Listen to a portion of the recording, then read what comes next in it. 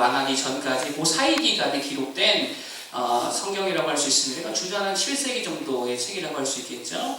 그러니까 아직 유다는 망하지 않았고, 그러나 이 유다 안에, 유다가 하나님의 백성이잖아요. 그럼에도 불구하고 그 안에 엄청난 죄악들, 그런 것들이 만연한 때에 하박국 선지자 이 시를 통해서 기록된 말씀이라고 할 수 있습니다. 그러니까 문제가 많아요, 안 많아요?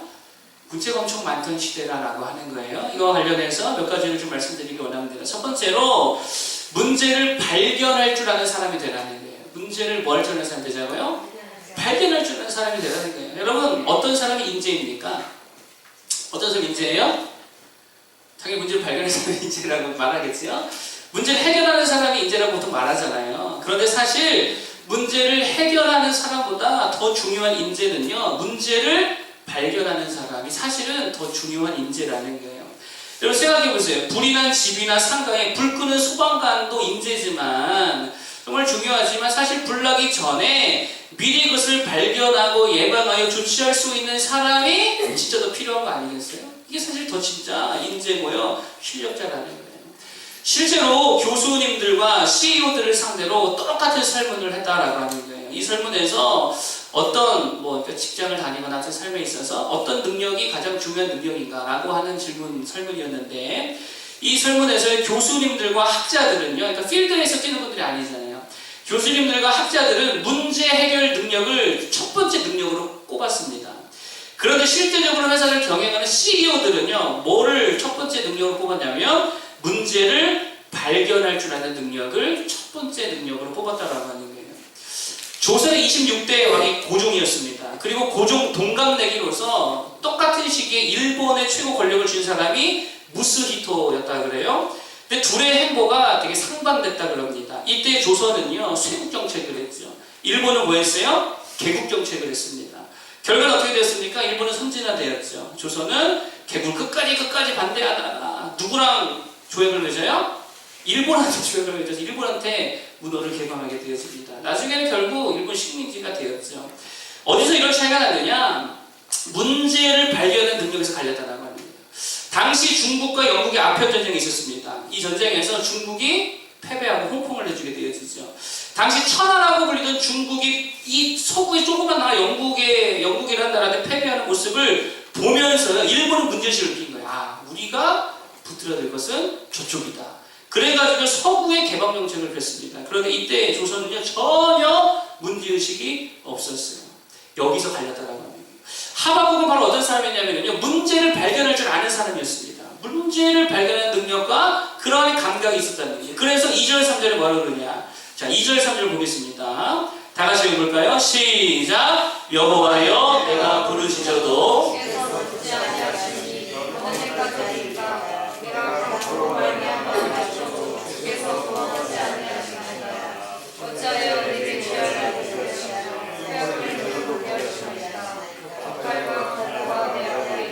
결론과 분쟁이 일어났나이다. 아멘. 지금 하박국 2절과 3절에서 말하는 게 뭡니까? 문제를 지금 지적하고 있는 거예요. 문제를 발견하고 있다라고 하는 것입니다. 문제를 발견하고 그 문제를 들고 하나님께 나아가고 있다는 거예요. 여러분, 문제를 발견했다는 게 무슨 말이죠? 들여다봤다는 거죠. 관심을 가졌다는 거예요. 이 나라가 도대체 어떻게 돌아가는 거야? 관심 가지고 봤더니 유대가 완전히 하나님의 말씀과 반대로 행하고 있는 그런 문제를 발견하게 되었다라고 하는 거예요. 강포와 죄악이 만연해 있더라는 거죠. 그래서 이 문제 가지고 하나님 앞에 좀 나아갔다는 거예요. 여러분, 우리도 그래야 될 줄로 믿습니다. 좀 관심을 갖고 살펴봐야지요. 우리의 영혼에 대해서 봐야지요. 통장 잔고만 들여다볼 게 아니고 예쁜 여자만 쳐다볼 게 아니라 내 영혼의 상태를 좀 들여다보면서 뭐가 문제인지를 봐야지요. 그렇지 않습니까? 끊어내지 못한 죄악들이 과연 문제인가? 아니면 내 습관들이 문제인가? 예배에 성공하지 못한 내 삶의 문제인가? 기도하지 못한 게 문제인가? 그런 문제들을 좀 파악할 줄 아는 그런 사람들이 되어야 된다는 거예요. 제가 언젠가 한 선교사님 이야기 들려드렸죠. 죽어라고 땀 흘리고 헌신하고 숨겼다고. 그런데 열매는 없었다는 겁니다. 그러다가 한 선교사 모임에 갔더니 한 분이 꿈 이야기를 하면서요, 이야기를 하다가 그때 깨달았다라고 하는 거예요. 죽어라고 내가 뭐는 못했대요? 기도는 못했다라고 하는 거예요. 그 문제를 그때 발견하더라라고 하는 거예요. 그러니까 문제를 발견할, 문제가 있음에도 불구하고 문제를 모르는 열매가 없더라는 겁니다. 여러분 지금 유다의 문제가 뭡니까? 성경에 보니까 율법이 해이해졌다 그러죠. 정의가 전혀 시행되지 못하고 있다잖아요. 하나님의 말씀이 전혀 지켜지고 있지 못하다라고 하는 게. 그럼에도 불구하고 유다 땅의 왕을 비롯해서 모든 백성들이 그 문제에 대한 의식이 있다는 게 없다는 거예요. 없다는 거예요. 여러분 돈 없는 거는 사실 문제 아니잖아요. 관계 어려운 것도 사실 뭐 그리 큰 문제 아닌 것 같아요. 우리 지금 온 가족이 저만 빼고 다 거의 대부분이 막 장염에 지금 시달리는 것 같은데 그거 사실 문제 아니죠. 인생의 방향을 못 잡았다. 그거 살다 보면 잡히는 것 같아요. 그것도 큰 문제 아닌 것 같아요. 그런데 진짜 문제가 뭡니까? 내 삶에 하나님의 임재가 없다. 예수 그리스도의 통치가 없다. 말씀에 대한 순종이 없다. 십자가 능력이 없다. 예배에 대한 갈망과 열정과 불이 없고 기쁨이 없다. 그럼 이거 문제 아니에요? 이 문제 볼 줄 알아야겠어요. 말씀이 전혀 내 삶의 주인 되지 못한다. 내가 말씀을 믿지를 못한다. 문제 아닙니까? 구원의 확신조차 없다. 그렇게 오랫동안 신앙생활을 했는데 구원의 확신조차 없다. 여러분 구원의 확신이 없다는 말이 무슨 말이에요? 내가 자칫 잘못하면 어디 갈 수 있다는 거예요? 지옥 갈 수 있다는 거예요. 근데 그 문제의식이 없다는 거예요. 이게 진짜 문제죠. 그런데 이런 문제에 대한 문제의식이 없는 거, 이게 진짜 문제입니다. 왜요? 영혼에 관심이 없다는 거예요. 영적인 일에 관심이 없어요. 맨날 우리 관심이 어디에 있습니까? 정치에 있죠. 건강에 있죠. 노후에 있죠. 결혼에 있죠. 내 집 마련에 있죠. 남자들은 차, 성 이런 거에 관심이 있죠. 여자들은 예뻐지는 거, 살 빼는 거, 성공, 자녀 여기에만 관심이 있죠. 하나님과의 관계, 교회, 신앙, 기도 이런 일에는 진짜 우리가 너무 관심이 없다는 거예요. 뭐가 문제인지 들여다보지 않는다는 거예요. 여러분 그러니 미국 교회의 지금 현재 상황이 어떻대요? 제가 새벽에 말씀드렸죠? 미국 백인 그리스도인들의 62%가 진화를 믿는 거예요. 일반 사람들 아니에요. 62%의 그리스도인들, 백인 그리스도인들이 62%가 뭐를 믿는다고요? 진화 믿는데요. 흑인 82%, 카톨릭 84% 진화를 믿고 있고. 제가 이거 보고 깜짝 놀랐어요. 미국 왜 이렇게 된 거야? 여러분 왜 이런 일이 일어날까요? 영적인 일, 믿는 일, 성경과 말씀 그리고 영혼에 관심이 없는 거예요. 이런 진화가 되었든 안 되었든 요즘 사람들은 문제 의식이 없어요. 진화가 된 거랑 나랑 뭐 상관이야? 여러분들 그렇게 생각하지 않아요? 예수님의 부활이 사실이냐 아니냐 이거 안 따져요 이제. 그냥 부활했다 그래 그 생명으로 내가 오늘 잘 살면 되지. 부활의 팩트를 따지지 않아요. 그냥 내가 그 말씀 듣고 감동받고요. 내가 오늘 하루 그냥 위로받고요. 내가 오늘 그냥 하루 잘 살면 그게 신앙생활 하는 거예요. 삼위일체가 성경적이냐 아니야 이런 거 관심 없잖아요. 성경대로 믿는 거, 영적인 일들 아무 관심이 없다는 거예요. 나만 오늘 그냥 잘 살면 그만이라는 거예요. 관심도 없고 그런 문제 자체에 의식이 없다는 거예요. 문제의식 자체가 없다는 거예요. 제가 하나 물어보겠습니다. 예수 그리스도의 부활도 못 믿는다면 그 사람 구원 받을까요? 한번 생각해보세요. 예수님의 부활을 못 믿어요. 위로는 받는데 예수님 부활하셨대. 우리도 살아날 수 있어. 우리도 회복될 수 있어. 우리도 일어날 수 있어. 이런 위로는 받는데 예수님이 진짜 부활했냐에 대한 믿음이 없어요. 이 구원 받겠냐고. 이 구원받는 신앙이 됩니까? 아니잖아요. 아니 말씀대로 믿지 못하는데 부활 못 믿는다는 건 창조도 못 믿는다는 거, 재림도 못 믿는다는 거고 천국과 지옥도 못 믿고 뭘 다 못 믿는다는 얘기 아니겠습니까? 못 믿으면 어떻게 천국 가겠어요? 여러분 재림이 뭡니까? 재림은 천국의 완성 아니에요? 하나님의 나라의 완성이 재림이잖아요. 그런데 재림을 믿지 않는 자가 어떻게 천국 갈 생각을 하겠냐는 거예요. 재림이 있어야 우리가 천국이 완성되는 건데 재림을 못 믿는데 어떻게 우리가 천국 갈 수 있겠냐라고 하는 거예요. 그래서 천국을 안 믿는 거예요. 여러분 왜 오늘날 부흥운동, 회개운동이 없는 줄 아세요? 왜 그러냐면 문제의식 자체가 없어요. 과거에 부흥이 일어날 때에는 사람들에게 문제의식이 있었습니다. 그게 뭐냐면 야, 나 이렇게 진짜 맨날 술 처먹고 막 이러고 음란하게 살면 지옥 갈 텐데 문제의식이 있었어요. 야, 이거 어떻게 하지? 어떻게 하지? 이 문제의식이 있었어요. 죄에 대한 의식이 있었다는 거예요. 그러니 설교자들이 말씀을 가지고 회개 없이는 죽는다. 지옥 간다. 왜 시니까요? 그 문제 앞에 즉각적인 반응을 보인 거예요. 막 다 회개했어요. 어디 가기 싫은데요? 죽어도 지옥에 가기 싫은 거예요. 다 회개했어요. 근데 오늘날에는요, 문제의식 자체가 없어요. 여러분, 정말 영적인 문제를 볼 줄 아는 우리 모두가 되길 바랍니다. 거기에 생명이 있지요. 거기에 회복의 능력이 있지요. 제가 몽골에 가서 어떤 말씀을 전해야 될까? 야, 너네도 예수 잘 믿어라. 우리나라 좀 잘 살게 된다. 이것도 메시지가 될 수도 있겠지만, 기도하면서 생각해보니까, 야, 걔네들에게 잘 살 거 얘기해봐야 내가 뭐 하겠느냐. 니들 곧다고 살면 지옥 간다. 이거 얘기해줘야겠다. 마음이 생기더라고요. 진짜 니네 지옥 간다. 우선 다 던지고 회개하고 예수께로 돌아와야 천국 간다. 내가 그 메시지를 전해야겠다라는 마음이 들더라고요. 여러분, 문제를 볼 줄 아는 영적인 눈이 열리기를 바랍니다. 문제 발견하기 제 능력이라는 거예요. 자, 두 번째로 말씀드린 건 뭐냐? 문제를 발견했으면 그 문제가 누구에게 가야 될까요? 하나님께 가야 됩니다. 문제를 기회로 보자 나가는 거예요. 문제를 발견했으면 누구에게 가져가야 되는가? 하나님께 가지고 가라는 거예요. 오늘 하박국은 문제를 발견했죠? 야, 유다 땅이 왜 이렇게 망해버린 거야? 왜 이렇게 말씀 지킬 사람 없는 거야? 정의가 잃어버린 거야? 문제를 발견했습니다. 그게 2절에서 4절이었잖아요. 그리고 이 문제가 누구에게 나아갑니까? 하나님께 나아가더라고요. 세상과 교회의 강포와 폐역과 변론과 분쟁이 넘치고 하나님의 저희가 다 굽어질 상황 가운데에 이 문제를 보고 나서 하박국은 하나님께 가지고 갔다라고 하는 거예요. 어떤 사람은요, 문제를 발견하긴 합니다. 그런데 자기가 해결하려고 해요. 그런 해결이 됩니까? 안 됩니까? 안 되지요. 될 리가 없죠. 교회의 문제를 발견했어요. 아이고, 우리 교회에 이런 문제가 있네. 그런데 그 문제를 내가 해결하려 하니까 어떻게 돼요? 지적하잖아요. 이거 문제입니다. 또 잘못했습니다. 정죄하잖아요. 그러니까 불만만 남고 불평만 남고 서로 상처만 남게 되는 거예요.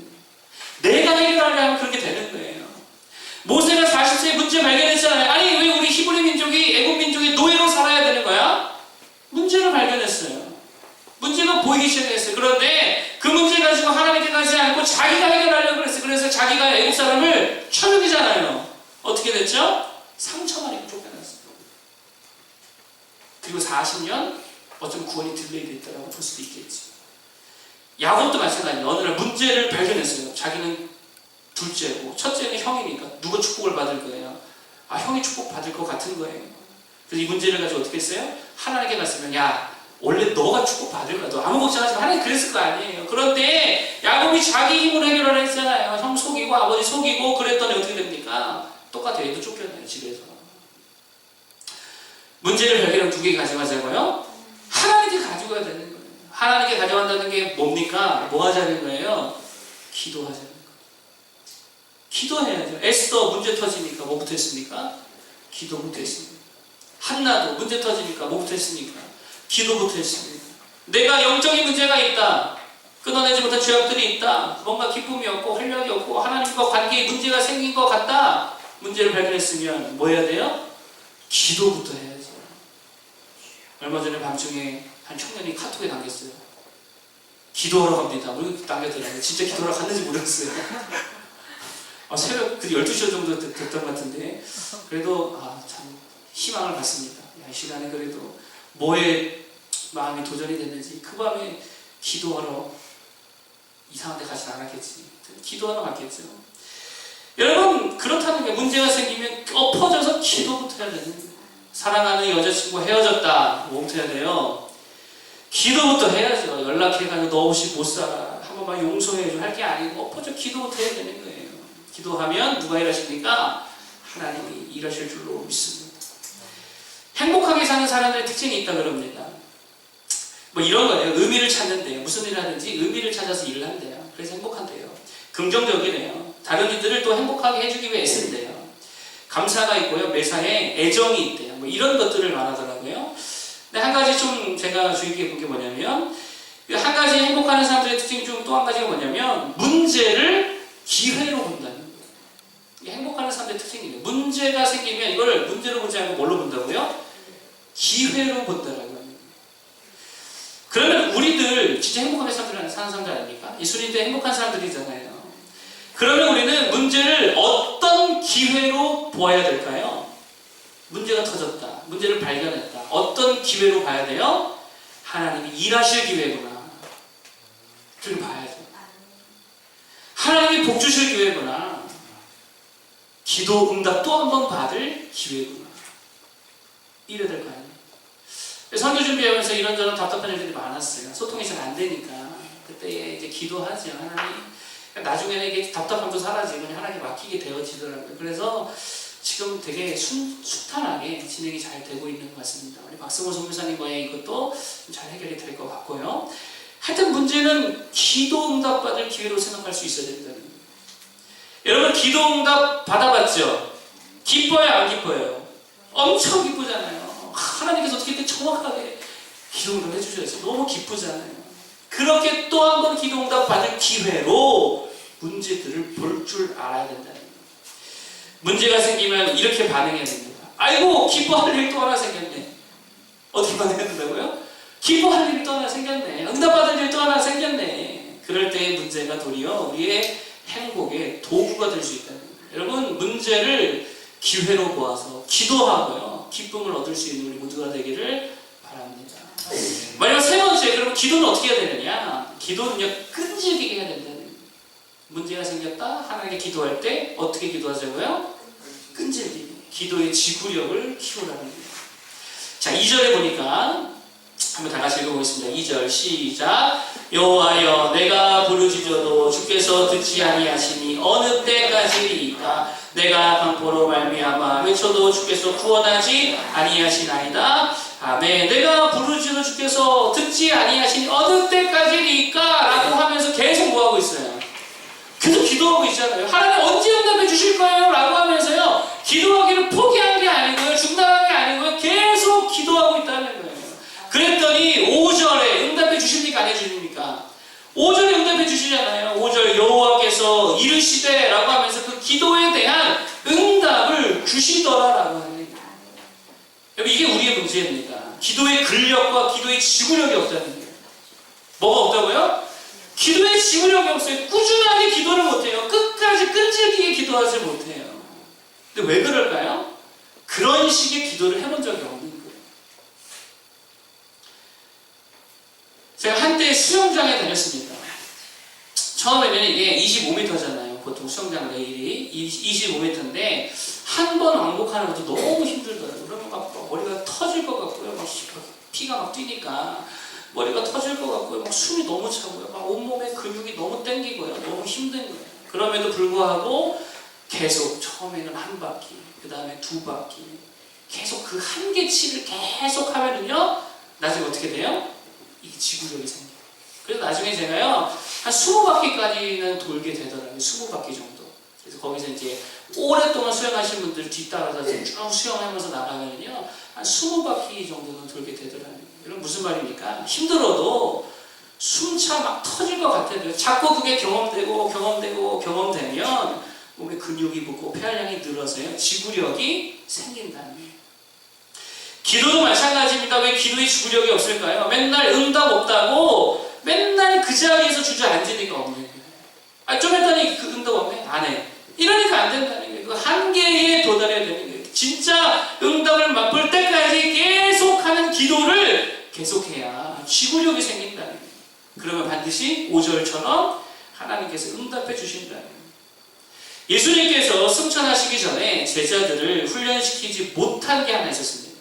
그러니까 미처 하늘로 올라가시기 전에 훈련을 못 시킨 게 하나 있었어요. 그게 뭐였냐면요 기도 훈련을 못 시켰어요. 그거 아세요? 예수님이 다 훈련을 한 것 같아요. 근데 기도 훈련을 못 시켰어요. 주님이 십자가 지시기 전날까지도 제자들이 1시간도 기도하지 못해가지고 주님 막 책망하셨잖아요. 야 1시간도 깨어서 기도 못하냐. 기도 훈련이 안 됐어요. 그런데 승천하시면서 유언과 같은 당부의 말을 하십니다. 그게 뭐였냐면요 예루살렘을 떠나지 말고 모여서 뭐해라? 너희들이 기도해라.